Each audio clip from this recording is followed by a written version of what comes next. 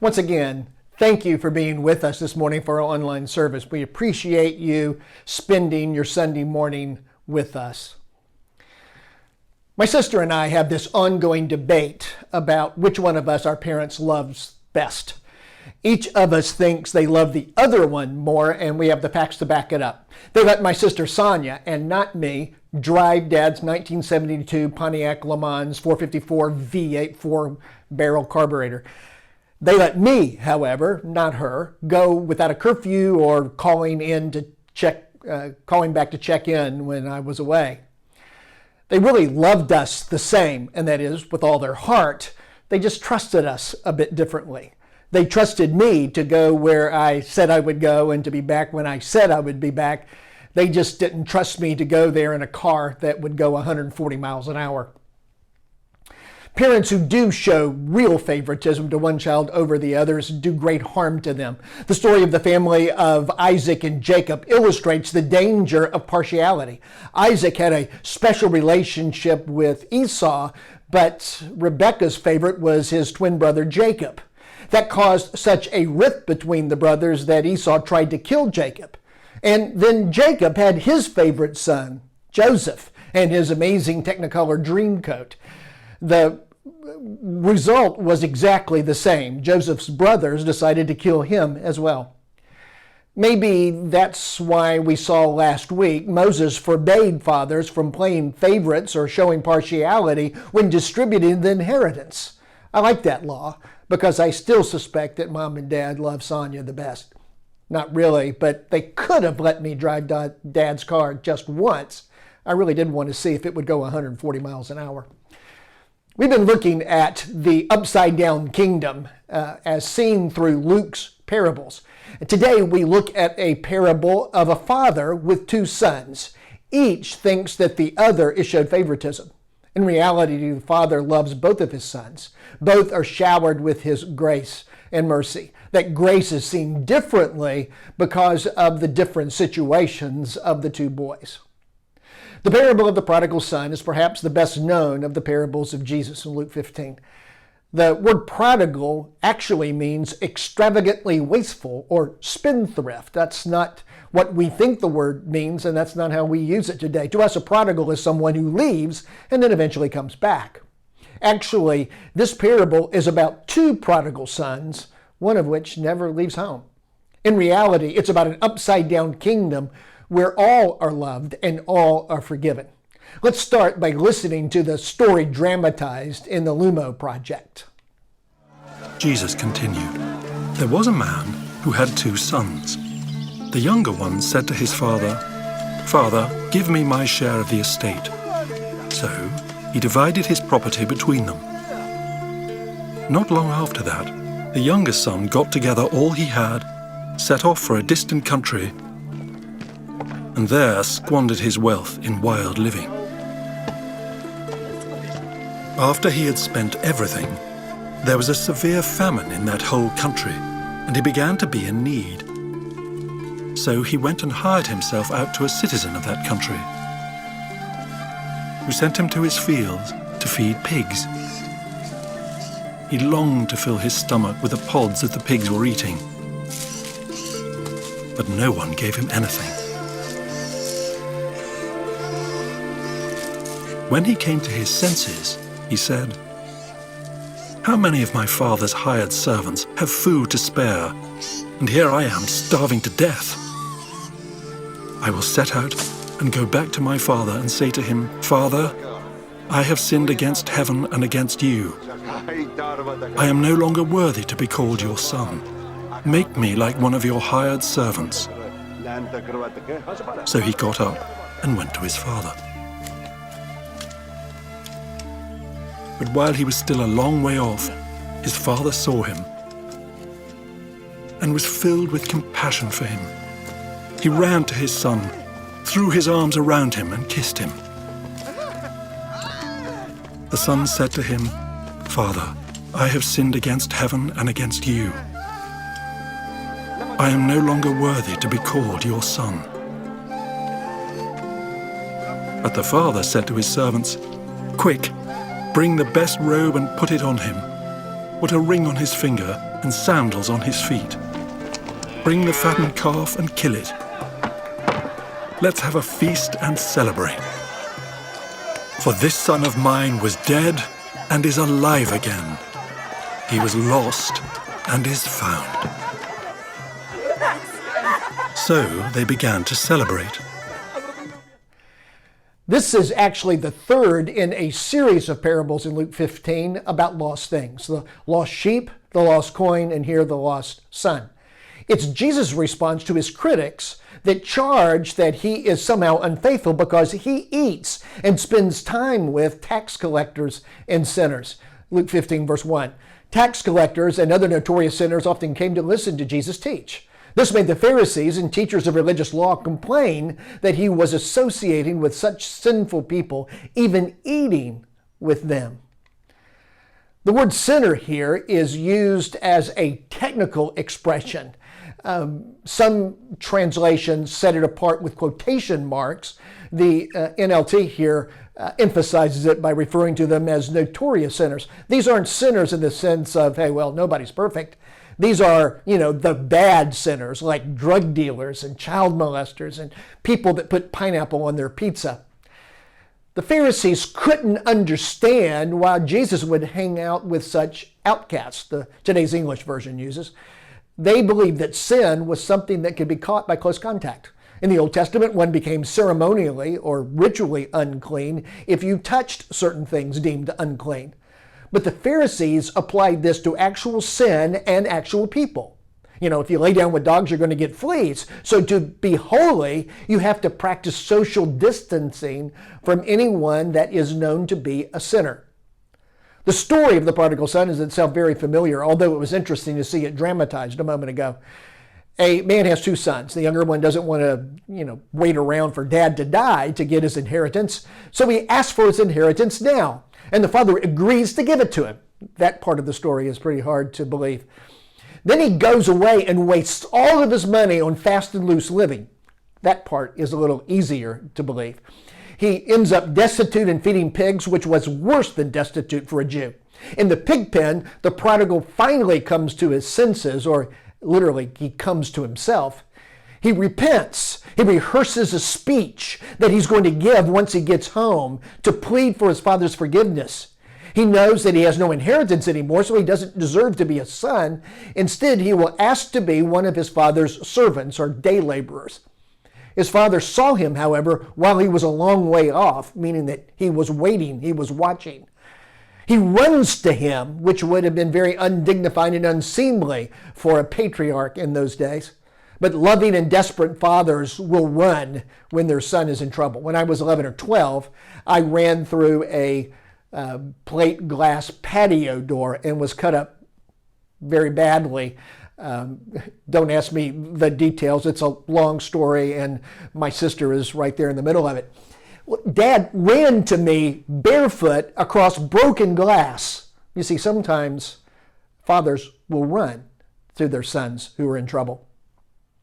In the story, the father greets the boy with hugs and kisses. Remember, the son had been in the pig pen. He probably didn't smell all that good. The boy begins that practiced speech, but he's interrupted with an invitation to a party. All are invited to the party to rejoice and to celebrate because my son, who was dead, is now alive, who was lost is now found. The only ones who were not glad for the prodigal son's return was the older brother and the fatted calf. Some see what follows in the exchange between the father and the oldest son as the real story of the parable. Again, let's watch it dramatized. Meanwhile, the older son was in the field. When he came near the house, he heard music and dancing. So he called one of the servants and asked him what was going on. "Your brother has come," he replied. "And your father has killed the fattened calf because he has him back safe and sound." The older brother became angry and refused to go in. So his father went out and pleaded with him. But he answered his father, "Look, all these years I've been slaving for you and never disobeyed your orders. Yet you never gave me even a young goat so I could celebrate with my friends. But when this son of yours, who has squandered your property with prostitutes, comes home, you kill a fattened calf for him."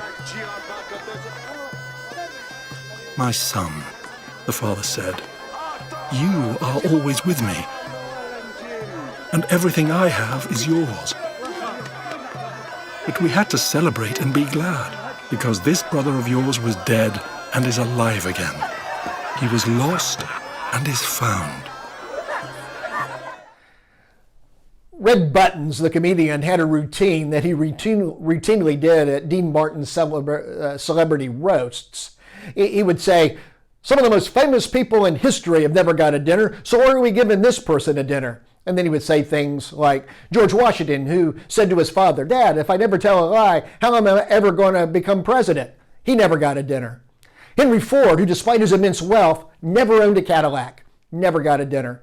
Amelia Earhart, who said, "Stop looking for me and see if you can find my luggage," never got a dinner. And Moses, who said to the children of Israel, "Wear your galoshes, I've never done this trick before," never got a dinner. Well, the older brother does the same routine. Why does he get a dinner? I never got a dinner. He calls the prodigal son, "This son of yours," and accuses him of being with prostitutes. And the story doesn't say anything about that. He is unloving and judgmental, just like the Pharisees that he represents in the story. The father doesn't show favoritism to either son. What he shows to both sons is grace. In the beginning, he divides his wealth. The father gives good gifts. In the middle of the story, he waits for his lost son and receives him when he comes home. The father seeks the lost and loves all of his children. And all the while, he's been nothing but good and gracious and loving to the older brother who stayed home. We called this parable the prodigal son, and some suggest, no, the prodigal son is really the older brother. But in reality, the parable isn't about either son, it's about the father. It's the father who loves, forgives, and is patient with both of his sons. The father runs to the prodigal. The father is patient with the older brother. Both sons reject the father's graciousness, but they reject it in different ways. The younger son, in the beginning, abuses his father's graciousness. He sees his father as nothing but a meal ticket. He doesn't want anything from his father except his inheritance. So he takes his father's stuff, but he rejects his father's values and his father's love. The older son refuses his father's graciousness and his love. He earned his inheritance by working all of those years. He slaved like a slave. And he deserved now to inherit everything. And he resents the fact that the father is so loving and gracious to this prodigal son. Both sons miss what is at the heart of the father, and that is his heart, his love. Tim Woodruff suggests the story really needs a third child to be a perfect model for us. A model that would show obedience and faithfulness and gratitude, unlike the younger son. The perfect child wouldn't demand his or her inheritance or misuse the gifts they had received. The perfect child would be forgiving, gracious, and understanding, not like the older brother. They would see gifts from the father. They would also not resent the gifts that were given to other people. So why doesn't Jesus include a perfect child? Well, Jesus tells parables. He doesn't tell fairy tales. The point is not how we can be more perfect and deserving as children. The story tells us what a good and wonderful and gracious and forgiving and loving Father that we have. The point of the story isn't about the sons at all. It's about the Father. But wouldn't this parable be more realistic if the father wasn't so nice? What would I say if one of my girls demanded their inheritance early? Sure, here's $5. Make sure you just don't spend it all in one place. I'm sure that I wouldn't be nearly as understanding and as gracious if I was accused of playing favorites by one of my daughters over the other. I'm not sure most fathers would go as easy as the father does in the story, but that's the whole point. God forgives. He rejoices when he has the chance to forgive. God is a God who delights when he can show mercy. Micah 7 verse 18, who is a God like you, who pardons sin and forgives the transgressions of the remnant of his inheritance? You do not stay angry forever, but delight to show mercy. The lost parables, the lost sheep, the lost coin, and the lost son, all end with a party to celebrate that which was lost but is now found. God welcomes sinners who repent, and God is still calling the prodigal today. Now, God doesn't forgive us if we make the right speech. The Father doesn't even wait for us to make the speech. He doesn't only forgive us if we toe the right line and get it right when he gives us a second chance. Sure, we have to come to our senses like the prodigal did in the pig pen. We can't stay there wallowing in our sin and rebellion. But the parable is about a God who runs to receive his lost children when they come home. The sons represent two different and extreme reactions to the Father's grace. When the prodigal demanded his inheritance, he became a grace abuser. He insisted that he was free and then he could do whatever that he wanted to do. He didn't care about the Father's expectations, his desires, or his values. What he cared about was his Father's money, his Father's blessing, and having his own freedom. Grace abusers today see grace as full license to do whatever they want. Romans 6 in verse 1. What shall we say then? Shall we go on sinning so that grace may increase? The grace abuser would check the box yes here. That seems like a good plan to them. After all, we know sin is no big deal because we're saved by grace and not by works. That is abusing grace. The older brother at the end of the story represents the grace refuser. He worked to earn his father's love because he did everything right. He deserved his inheritance the old-fashioned way. He earned it. He resented the father for loving and forgiving the prodigal son who returned. He had nothing but contempt and condescension to the wayward brother. He didn't realize that he needed his father's forgiveness and love and mercy and grace just as much as his brother did. Both brothers needed to come to their senses, but in the story, only one does. Again, we see the upside-down nature of God's upside-down kingdom. The just and jealous God is a father who delights to show mercy. He is a father who rejoices when his rebellious sons and daughters repent. We can't stay in the pig pen of rebellion and sin. We must come to our senses. But anytime anyone comes home, the Father will run to receive them and will throw a party. Anytime, anyone, God is still calling the prodigal today.